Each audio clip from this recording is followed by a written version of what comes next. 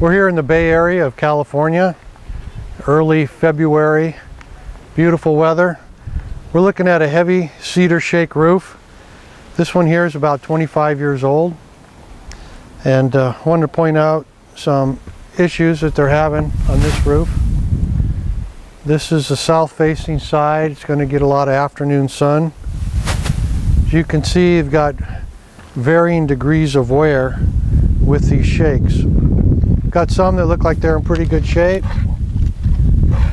Still a lot of wood left. But then there'll be some shakes like this that have split up into a lot of fragments. That's called brooming.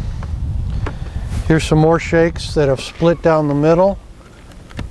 This one here happens to be over a keyway from the course below it, which will expose the tar paper that's underneath there.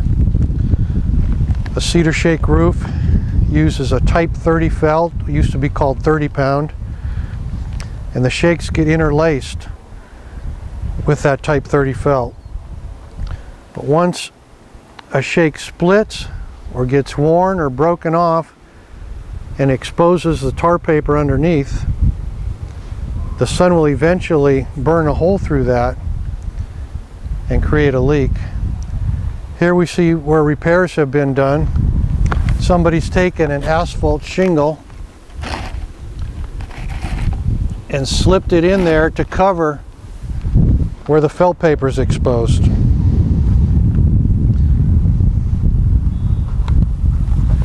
Let's look at a couple other sections on the roof.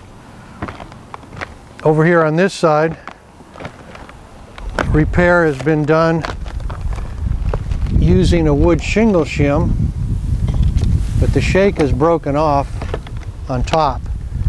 Here you can see the tar paper exposed, right there, the black. In fact, that's very dry and brittle. It looks like a hole's already started there. And one of these asphalt shingle shims has slipped out of place, and the tar paper underneath there is exposed. Here's a spot where a shake is completely worn through and part of it's missing. Again, you can see the felt paper exposed underneath there, but also the nails from the course below it. Water passing over that can create a leak, especially if that nail has missed the sheathing underneath.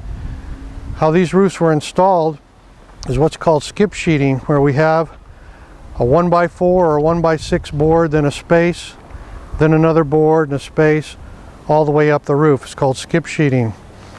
Well, if these fasteners miss the sheathing and are going right through the open space, penetrating the tar paper, that would definitely be a leak. Up here at the ridge,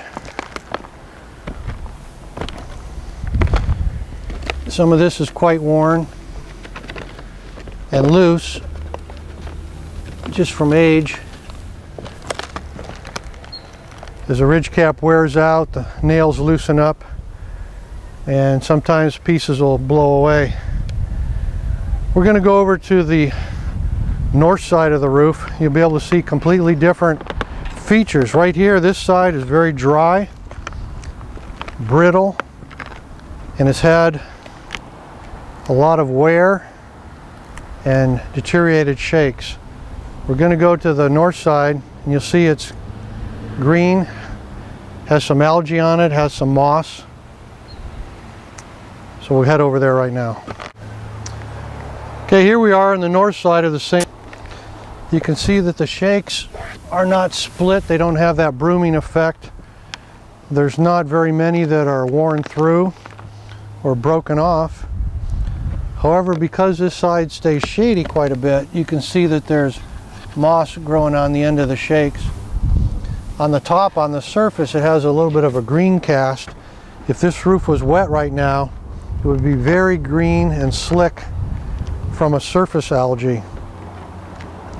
We're going over here to the west facing side. Again, you can see what the sun exposure has done to these. A lot of brooming, a lot of deteriorated shakes. But there's also something going on the ends here. where there's a dry rot that's taking place, and the whole end of these shake are starting to deteriorate.